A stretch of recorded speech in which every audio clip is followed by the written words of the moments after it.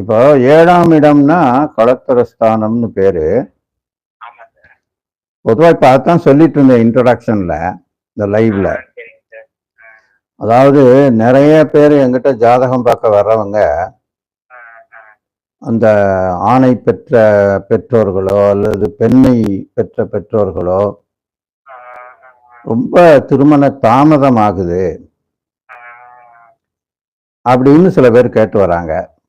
நல்லா படிச்சிருக்கான், நல்ல ஜாப்ல இருக்கான், நல்லாவும் இருக்கான், ஆள் பார்க்கறதுக்கு லட்சணமா இருக்கான். ஆனா நிறைய பொண்ணுங்க தட்டி போகுது, பார்க்குறோம், எல்லாம் கூடி வர மாதிரி இருக்கு, தட்டி போயிடுது. அதே மாதிரி பெண்ணை பெற்றவங்க வந்து என்ன கேட்குறாங்கன்னா, இந்த மாதிரி என் பொண்ணு நல்லா படிச்சிருக்கா, நல்ல ஜாப்ல இருக்கா, நிறைய பசங்க வந்து வராங்க, ஆனா ஜாதகங்கள் வருது, தட்டி போயிடுது. ரீசன் என்னன்னே தெரியல அப்படின்னு ஒரு சிலர் சொல்றாங்க. ஒன்று. ரெண்டாவது, சில பேர் வந்து ஜாதகம் பார்க்கும்போது என் பொண்ணுக்கு திருமணம் ஆயிருச்சு, அவ விரும்பித்தான் கல்யாணம் பண்ணா, ஆனா இப்ப என்னன்னா டைவர்ஸ் பண்ணியே ஆகணும்னு ஒத்த காலில் நிக்கிறா. இவங்க 2 பேரும் சேர்ந்து வாழ்வாங்களா இல்ல டைவர்ஸ் ஆயிடுவாங்களா அப்படின்னு சில பேர் கேட்டு வராங்க. அது மாதிரி பையனை பெற்றவங்களும் சில பேர் இந்த பொண்ணு தான் வேணும்னு ஒத்த காலில் நின்று கல்யாணம் பண்ணி வச்சோம், இப்ப என்னடான்னா வேணவே வேணான்றான்.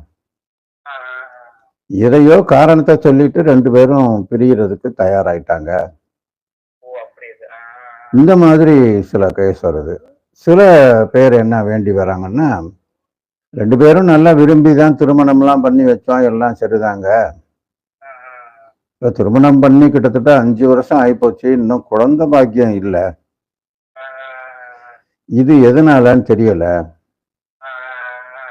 மெடிக்கலாகவும் பார்க்க வேண்டியதெல்லாம் பார்த்துட்டோம், பொண்ணு சைட்லையும் பார்த்துட்டாங்க, மாப்பிள்ளை சைட்லையும் பார்த்துட்டோம் அப்படின்னு சொல்லக்கூடியவங்க சில பேர் வராங்க. இன்னும் சில பேர் வந்து திருமணம் ஆன பிறகு டைவர்ஸ் ஆகணும்னு ஒத்த காலில் நிற்கிறாங்க, அது என்ன ரீசன்னே தெரிய மாட்டுது அப்படின்னு. அது மாதிரி ஒரு சிலர் வந்து பொண்ணை பெற்றவங்க வந்து கேட்குறாங்க, என் பொண்ணு அரேஞ்சு மேரேஜ் பண்ணுவாளா, எங்கள் ஜாதியிலே பண்ணுமா, இல்லை வேற ஜாதியில் பண்ணுமா, இல்லை வேற இனத்தில் பண்ணுமா, இல்லை லவ் மேரேஜ் தான் பண்ணுமா, அரேஞ்சு மேரேஜ் பண்ணுமான்னு கேட்குறாங்க. இதை மாதிரி ஆணை பெற்றவங்களும் வந்து கேட்குறாங்க. இப்படி இந்த களத்திரஸ்தானம் குறித்த, இந்த வாழ்க்கை குறித்த ஒரு கேள்விகள் நிறைய பப்ளிக்ல வந்து கேட்குறாங்க. ஓ ஓ நீங்களும் அதே தான் கேட்கணும்னு வந்திருக்கீங்க. அதாவது நீங்க கேட்க வேண்டிய கேள்விகள் உங்க மனசுல இருந்ததெல்லாம் நானே கேட்டுட்டேன்றேன். என்ன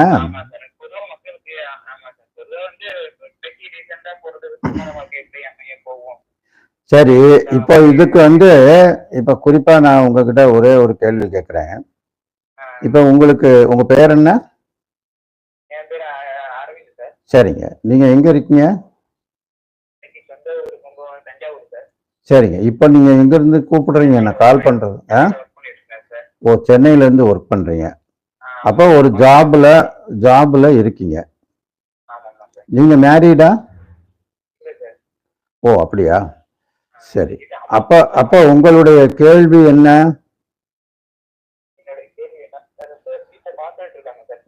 உங்களுக்கு வந்து அலைன்ஸ் பார்த்துக்கிட்டு இருக்காங்க. ஓ, ஏஜ் வந்து ரொம்ப 31 32 நெருங்கிருச்சு. இதுக்கு முன்னால நிறைய அந்த தேடல் இருந்ததா, திருமணத்துக்கான பெண் தேடல் இருந்ததா, இல்ல இப்பதான் தேட ஆரம்பிச்சிருக்காங்களா?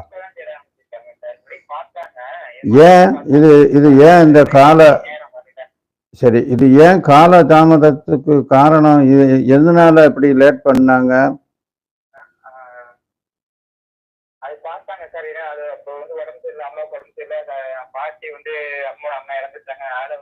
அதை ஓ, பார்க்கறதுக்கு அந்த மாதிரி இருக்காங்க சார். சில வீட்டு சூழ்நிலைகள் காரணமாக தாமதமாயிட்டே போயிடுச்சு. இப்ப வந்து எல்லாம் ஓகேயா இருக்கு. ஆனா அப்பமும் தாமதமாகுது. இது என்ன காரணம்னு தெரியலன்னு கேட்க வரீங்க. ஆமா சார், ஆமா சார். சரிங்க. உங்களுடைய அந்த ஜாதகத்துல உங்க ராசி சக்கரத்தை சொல்ல முடியுமா? ராஜசக்கரமா சார்? ஆ, சொல்றேன் சார். முதல்ல நான் கேட்கும்போது நீங்க சொன்னீங்க ஓரளவுக்கு எனக்கு ஜோதிடம் பத்தி ஆர்வம் இருக்கு, தெரிஞ்சு வச்சிருக்கேன்னு சொன்னீங்க. ஆமா சார். அதனால மற்றவங்களுக்கும் அது தெரிஞ்சுக்கலாம்ன்ற ஒரு ஆர்வத்துல நீங்க சொல்லலாம். சரிங்க சார். அப்போ உங்களுடைய ராசி சக்கரத்தை மட்டும் சொல்லுங்க, வேற ஒன்றும் தேவையில்லை. சரிங்க சரிங்க சார். வேற எதுவும் தேவைன்னா அப்பப்ப நான் கேட்டுக்கிறேன். சார் சொல்றேன் சார். உங்க ஜாதகத்தை சொல்லுங்க. ரிஷப ராசி சார். முதல்ல லக்னத்தை சொல்லுங்க. லக்னம் வந்து ஒரு நிமிஷம். மீன லக்னம் சார். சரி, மீன லக்னம், ரிஷப ராசி, ரிஷப ராசி. 2ஆம் பாதம். ரிஷப ராசி ரோஹிணி நட்சத்திரமா? ரோஹிணி நட்சத்திரம். 2ஆம் பாதம் சார். சரி, இருக்கட்டும். ராசி லக்னம் சொல்றேன் சார்.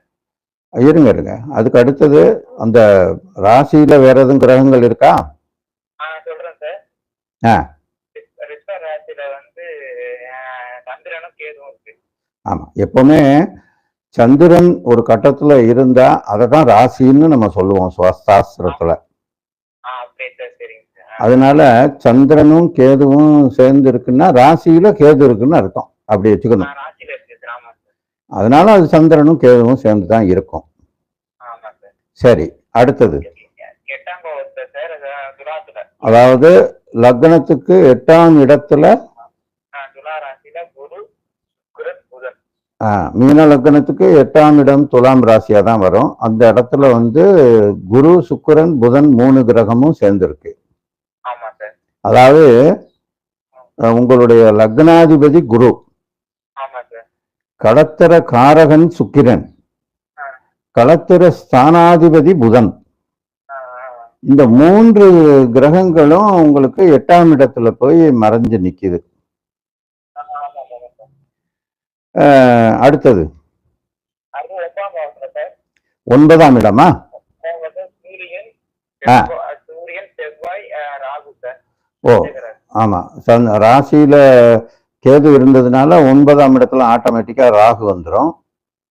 அப்புறம் அந்த 9ஆம் இடத்திற்கே அதிபதியான செவ்வாய் அங்கேயே ஆட்சி பலமா இருந்தாலும் கூட ராகுவோட சேர்ந்திருக்கு. அப்புறம் இந்த லக்னத்துக்கு 6க்குடைய கிரகமான சூரியனும் அங்க சேர்ந்திருக்கு. இப்போ அப்புறம் வேற 10ல எதுவும் இருக்கா?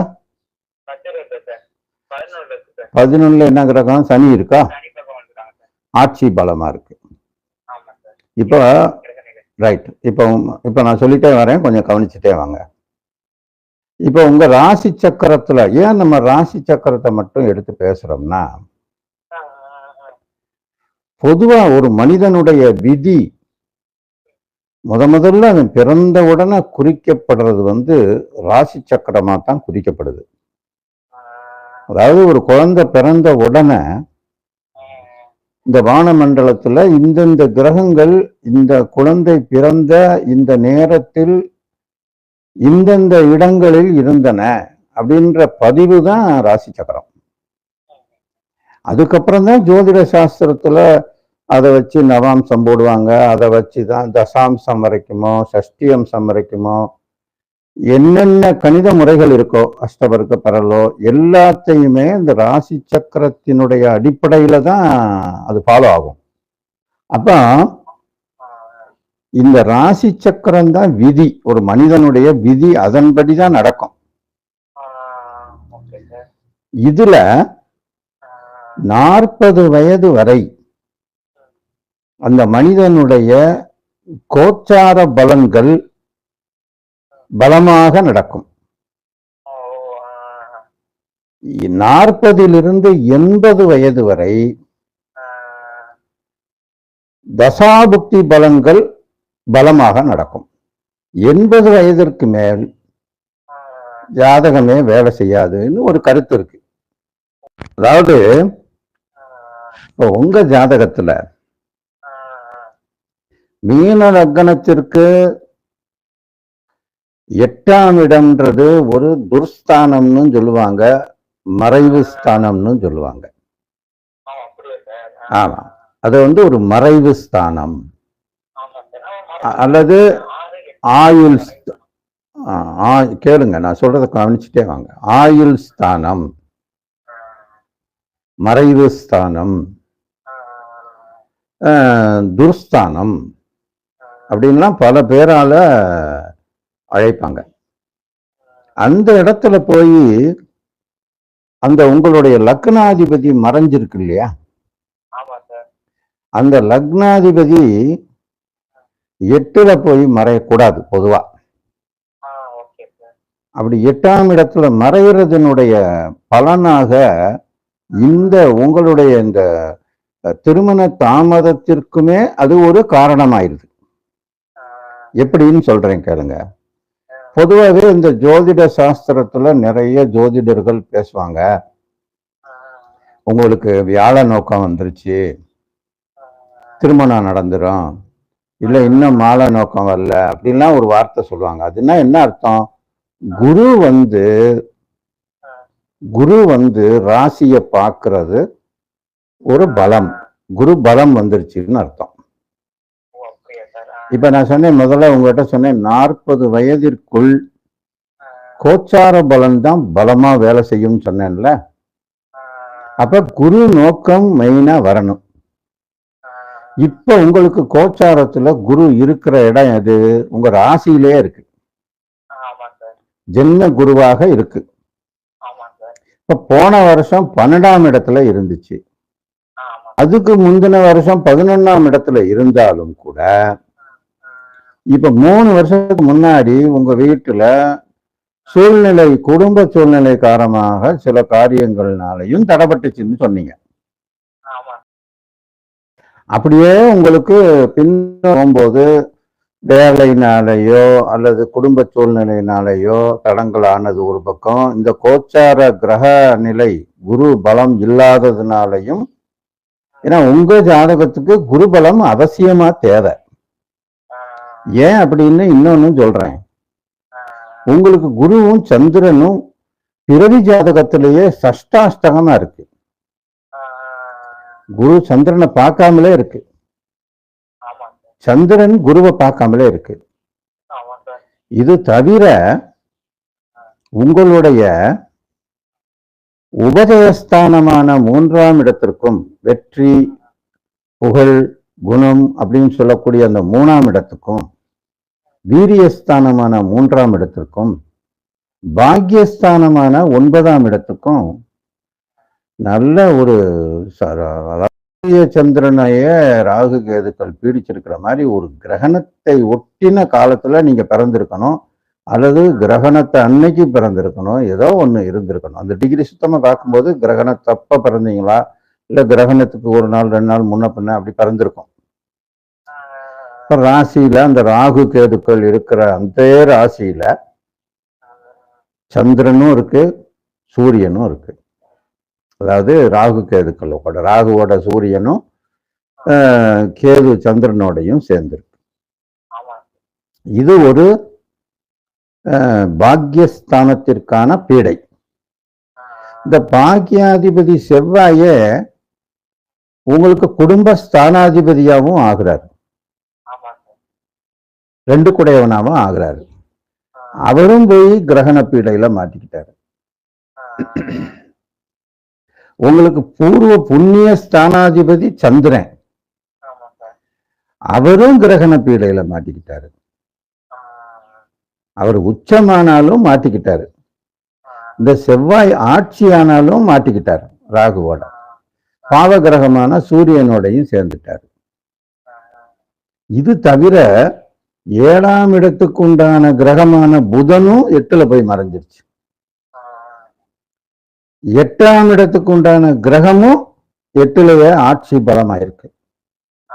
அது ஒண்ணுதான் உங்களுக்கு பிளஸ். எப்படின்னு சொல்றேன் கேளுங்க. 8ல இந்த சுக்கிரன் ஆட்சி பலமா இருக்கிறதுனால களத்திர காரகன் விபரீத ராஜயோகத்தை கொடுப்பான். அவன் நிச்சயமா உங்களுக்கு அவன் வந்து 2ஆம் வீட்டை குடும்பஸ்தானத்தை பார்க்கறதுனால கட்டாயமா திருமணம்ன்றது நடந்தே தீரும்ன்ற உறுதியை அங்க கொடுத்துருது. புதன் 7க்குடையவன் 8ஆம் இடத்துல இருந்தாலும் மறைந்த புதன் உயர்ந்த செல்வம்னு சொல்ற கணக்குல உங்களுக்கு வரப்போற பெண் வந்து மிக செல்வ செழிப்புள்ள நல்ல ஒரு யோகமான பெண்ணாக குடும்பத்திற்கு அமைவாள்.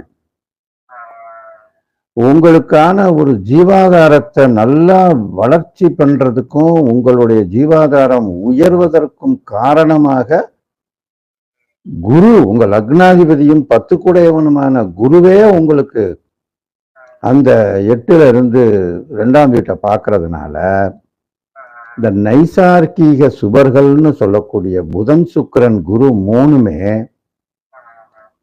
இயற்கையிலே சுப கிரகங்களாக இருக்கும் பட்சத்துல மறைஞ்ச காரணத்தினால தாமதம் மட்டும்தான் உங்களுக்கு ஜாதக ரீதியாக திருமண யோகம்ன்றது தள்ளி போயிருக்கே ஒழிய இந்த தள்ளி போனதனுடைய காரணமாகவே உங்களுக்கு நல்ல வாழ்க்கை அமைய போகிறது. சரி, இது எப்ப நடக்கும் அப்படின்ற அடுத்த பாயிண்ட்டுக்கு போகணும். இப்போ கோச்சார ரீதியா வருகின்ற ஜூன் அல்லது ஜூலை மாசத்துல ஒரு குரு பயிற்சி வரப்போகுது. ரைட்டா? குரு பயிற்சி வரப்போகுது. இந்த குரு பயிற்சி 2ஆம் வீட்டுக்கு வந்துடும், ராசிக்கு. அப்ப ஆட்டோமேட்டிக்கா உங்களுக்கு குரு நோக்கம் வந்துருது. குரு நோக்கம் வந்துருது. அதே நேரத்துல கோச்சார ரீதியா உங்க ராசிக்கு 11ஆம் இடத்துல சனி வந்துருது. இது தவிர உங்களுடைய ஜாதகப்படி இப்ப என்ன தசாபுக்தி நடக்குது?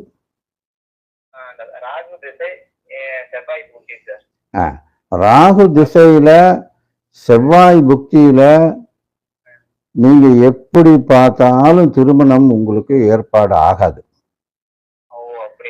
அது எப்ப முடியுது? ராகு திசையில செவ்வாய் புக்தின்றது ராகு திசையோட கழிவு திசைன்னு சொல்லுவாங்க.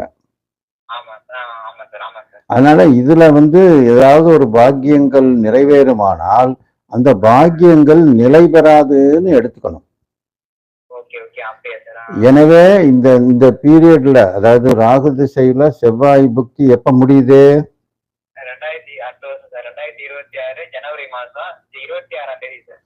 2026 ஜனவரி மாசம். சரி, 26 ஜனவரியில முடியுதுன்னு வச்சுக்கிறோம் ஒரு அப்ராக்சிமேட்டா. அதுல இருந்து குரு திசையில குரு புக்தி ஒரு 2 வருஷம் 1 மாசம் 18 நாள்னு நினைக்கிறேன். அத கூட்டுங்க. ஏன்னா அந்த குரு புக்தி நடக்கிற நேரத்துல 26ல இருந்து 28 சம்திங்னு வச்சுக்கோங்களேன், 28 பிப்ரவரி வரைக்கும் அப்படி வச்சுக்கோங்க. 2028 பிப்ரவரிக்குள்ள கட்டாயமாக திருமணம் நடந்தேறும் அப்படின்றது உறுதி சொல்லிடலாம். ஒண்ணு. இதுல கரெக்டா எப்ப நடக்கும்னு கேட்டா, இந்த குரு திசையில சுக்கிர புக்தியில அல்லது குரு திசையில வியாழ நோக்கம் வந்துட்டதுனால குரு புக்தியில புதன் அந்தரத்துல திருமணம் நடக்கும். குரு திசையில குரு புக்தியில லக்னாதிபதி திசை, லக்னாதிபதி புக்தி, 7ஆம் அதிபதியோட அந்தரம், அல்லது குரு திசையில சுக்கிர புக்தியில புதன் அந்தரம், அல்லது குரு திசையில புதன் புக்தியில சுக்கிரன் அந்தரம். இதுதான் இந்த 3 விதமான காலங்கள் விதியின் அடிப்படையில உங்களுக்கு திருமணம் கட்டாயமாக நடந்தேறும். ஆகக்கூடிய என்னுடைய ஒரு கணக்கு என்னன்னா, உங்களுக்கு இந்த கடுமையான இந்த கிரகண தோஷம் உங்களுக்கு பாக்யஸ்தானத்திற்கு ஏற்பட்ட காரணத்தால் ஆ, உங்களுடைய லக்னாதிபதி வீக் ஆயிட்டதுனால, சுக்கிரனும் வீக் ஆயிட்டதுனால, ஏழுக்குடையவனும் வீக் ஆயிட்டதுனால தாமத திருமணம் ஆகிறது. ஆனா திருமணம் இருக்கா, எனக்கு குடும்பம் இருக்கா அப்படின்னு கேட்டீங்கன்னா கட்டாயமா திருமணம் இருக்கு, குடும்பம் இருக்கு. ஆ, அதுதான் நான் முதல்ல சொன்னது. நைசார்கிக சுபர்கள் மறைந்தாலும் உங்களுடைய குடும்பஸ்தானத்தை அவங்க பார்க்கறதுனால நல்ல அருமையான குடும்பத்தை ஏற்படுத்துவார்கள். சரி. தாமதமானாலும் நல்ல வாழ்க்கை அமையும். ஆ, சரி. இதுதான் உங்களுடைய ஜாதகத்தினுடைய அடிப்படையில சொல்றது. சரியா? ஆ, சரி. நன்றி. நன்றி.